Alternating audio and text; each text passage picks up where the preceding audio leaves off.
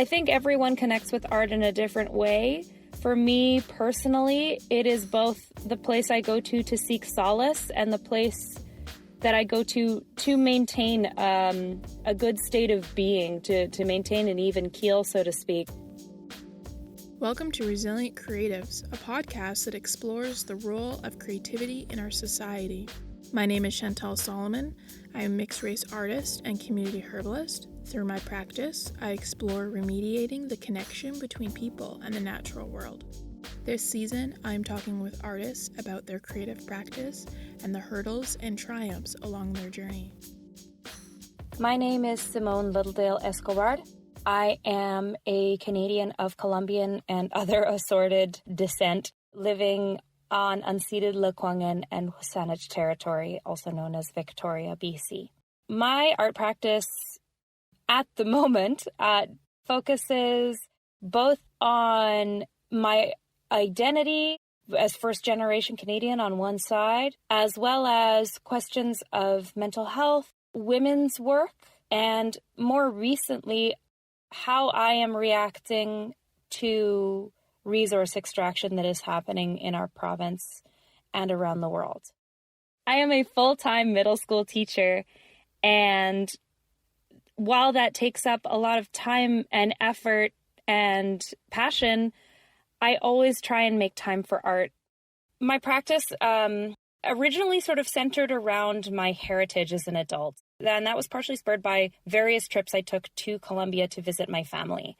Traveling back and forth and spending time there immersed in my culture and immersed in the artistic traditions of that country that I always felt I had an affinity to was really, it was the spark that set off a lot of exploration into those topics. It's not something I've been working on as regularly, but I mean, there's always an undercurrent. There's always a little bit of that cultural context that underlays my work. And I think, though it may not be obvious, it's always there. It's always with me. There was a point in my career where I was making art commercially under the name Ghost Mountain Co. I still am. I make commercial pottery for, sort of more utilitarian purposes where people can, use mugs and plates and things every day, and they're dishwasher safe and all of that. It's great to hear that you've been able to continue to develop your art practice while devoting yourself to teaching. It sounds like you've explored a few different topics and mediums, and I'm curious, what are you working on these days? Lately, my focus, especially after several months of pandemic, has really been pulled in another direction. Not to say I won't keep making under Ghost Mountain Co. because, I enjoy it as well, but not having access to a proper studio, as well as feeling the need to parse this general low-level hum of anxiety that has been a constant for the past 16 months has moved me more towards doing things that are a little, crazy, a little alchemical, and out of the box, to the resource extraction question, the politics and the ethics, and my own personal feelings around that. And I guess it began a little bit before, where I, getting more into hiking and bird watching, I found myself in clear cuts a fair amount, especially, and they completely took the words out of my mouth, witnessing that kind of devastation and that kind of waste. And I found myself feeling really angry and having a lot of resentment and a lot of really strong feelings around seeing forests cut down and the ground ripped open for mines, and other extractive industries. And of course, we have the questions of pipelines and energy uses. Living on Vancouver Island, where logging is such a major component of our economy, I felt like I needed to speak to that. So I've been going up into the clear cuts and collecting material, with great effort, dig out and forage myself both clay for pottery and earth pigments from those road cuts and that disturbed landscape, as well as material for actually firing the pottery. That's really awesome. I know topics around resource extraction can be so polarizing and is so charged with emotion, and I'm someone who's definitely in the same boat as you. I'm really sensitive to witnessing and hearing about these types of things, being close to the land myself. But I also think it's really interesting that you are taking this topic and exploring it in this way. I've dabbled a little bit in making pigments and dyes, and it's quite the process. What's the story behind what got you immersed in this medium? I had been experimenting formerly with making watercolor paints out of earth pigments. I had all this dirt floating around in my house in little jars that I had collected from various places, hoping to eventually do something with them. And I took a class with Caitlin French into how to convert those into watercolors. And since then, I haven't looked at any other paint media. I haven't touched acrylic paint since, because it's so different. And it felt like so right in terms of the kind of art that I wanted to make. Most of the pigments I have collected are from BC, though I do have a few from other places such as Utah, and some that my friends have been so kind to gather me in places like Greece and Oregon and other spots abroad. I hope to take more trips to Colombia in the future in order to gather earth materials and perhaps comment on some of the extraction that's going on there. There's Canadian companies in particular have a really hideous track record of human rights abuse and exploitation in South America. So it's a question that I want to get to, but have been more focused on the local at the moment. I actually did a residency in Tassis the past 2 years, which is on the North Island. A sculptor lives and offers residencies in a former cut block, and that, being there and also seeing the effect of logging in that whole area has really sort of shifted my practice from one of internal investigation to one of external. I feel that working with natural materials is something that I have a natural affinity for it. It feels a lot more normal to me than working with something that is, plastic or petrochemical based, as hippy dippy as that sounds. It just feels a little bit more right for the messages that I'm trying to convey and for how the materials work. I tend to like things that are a little difficult, a little temperamental. Being a person who loves to do things the hard way, natural materials, and especially wild clay, the not knowing whether it's going to, melt into a puddle or look awful or come out this terrible muddy brown color is really exciting and really fascinating to me. And it feels right. It feels a lot more right than going to the shops and just buying the medium in whatever particular color you want it to be. It always defies your expectation. It never quite does what you want it to do. It is the intersection of both how I want to engage with these questions of resource extraction and how I want to engage with my other love, which is science. I don't have an actual background in science, but it is one of my passions. As I said, I am a bird watcher. I also am dabbling in amateur geology. I'm fascinated by human sense of place is so often connected with those scientific components that we take for granted. And the way that things have evolved and grown in our particular ecosystems, and especially here in the ecosystem of the coast, to fit these perfect niches has been one of the driving forces behind my more recent practice. It has been a real source of solace for me to throw myself into working with these materials and exploring these wild clays and their personalities, and ask those questions of myself and examine, my own emotions and how I want to convey that. Yeah, thank you for sharing. I really hear you on this topic. And what it's bringing to mind is how, like, the average person, I think, is more familiar with the experience of being transformed by other people's art, whether that's music or a film that really moves them and can, bring up emotional reactions, right, and release. The act of having a creative practice and bringing these big emotions, whether or not they be from our own experiences or things that we see in the community, when we bring these to our practice and we work through something creatively, that it actually transforms what we're feeling and how we even perceive things sometimes.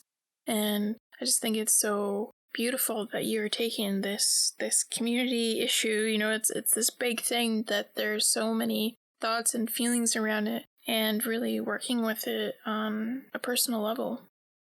I've struggled to find a way to constructively express how I'm feeling, because I was holding on to a lot of, and still am to an extent, holding on to a lot of anger and a lot of sadness and a lot of sort of disgust around that I don't think is necessarily productive to just hold on to. So art has been a really important way for me to figure out how to parse that, and has sort of also forced me to examine my own feelings around it, examine my feelings around both the politics and the ethics of taking more than we need from the natural world.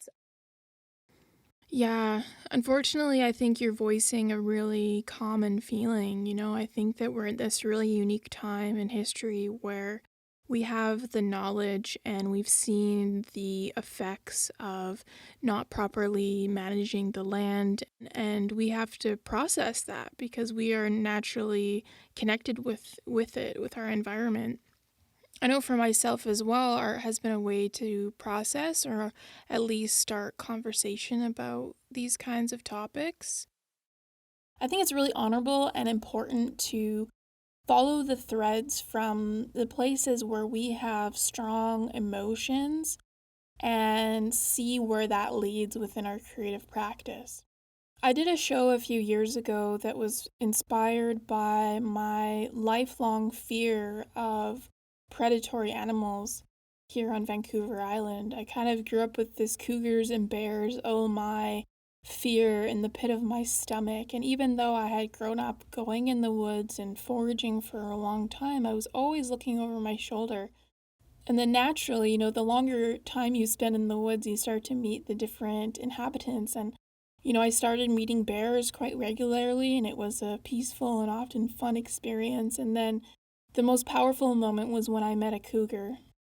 When I came face to face with this magnificent creature, I had no fear. I was completely peaceful, and I was in awe of its grand presence, and I just wanted to honor that because it was a powerful thing for me to face that fear. And on the other side of that fear was this sense of personal power and strength that I was able to keep walking in the woods for years and years, with the fear that I might bump into this creature, and then finally doing it and it being okay to face my fear. And I did a show that was highlighting these creatures through painting their auras and just trying to bring out their innocence and show that they are, just these beautiful, beautiful creatures. But a really interesting thing happened when I went to view the show on my own during opening hours. I stumbled upon people who were having organic conversations that were inspired by viewing my work. And hearing those conversations as the fly on the wall really brought a new perspective to myself as an artist, and even being able to really call myself an artist and really own that title and understand what that meant for myself was that it wasn't about me. It wasn't about the perfection of how I drew these animals or whether or not I got the proportions correct and all of that.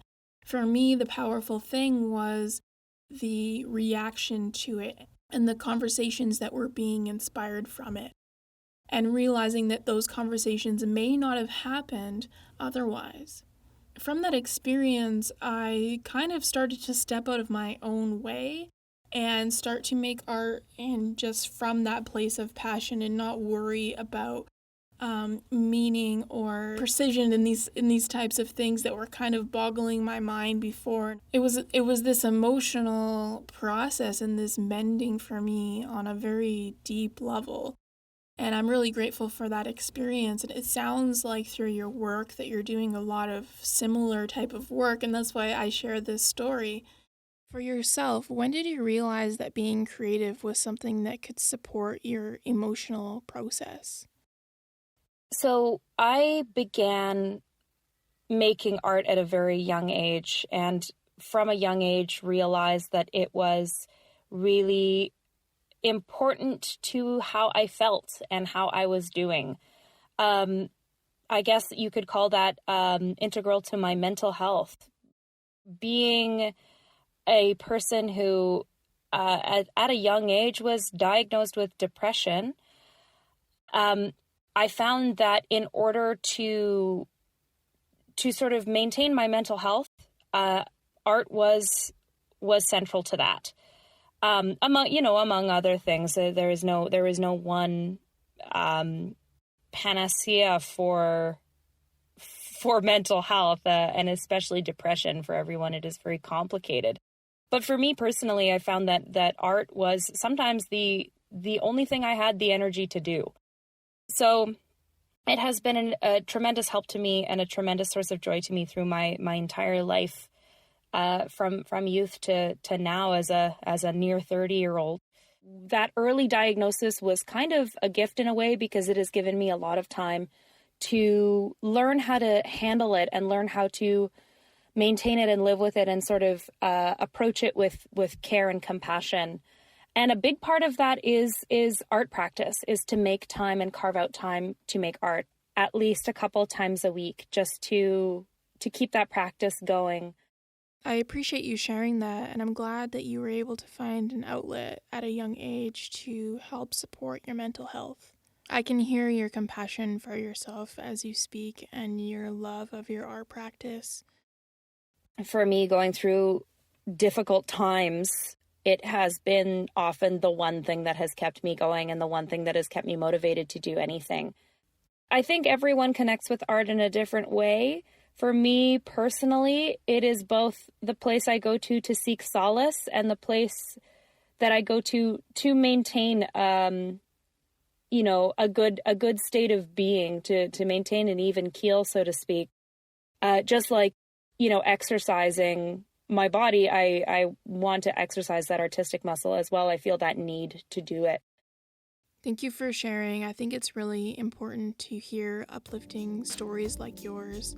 It sounds like you've had some really hard times, but you've also found an outlet that's brought you a lot of joy and passion.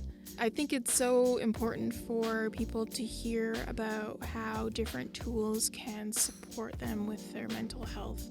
It was a delight to talk with you today and hear the passion that you discovered through your curiosity of natural pigments and your work with clay.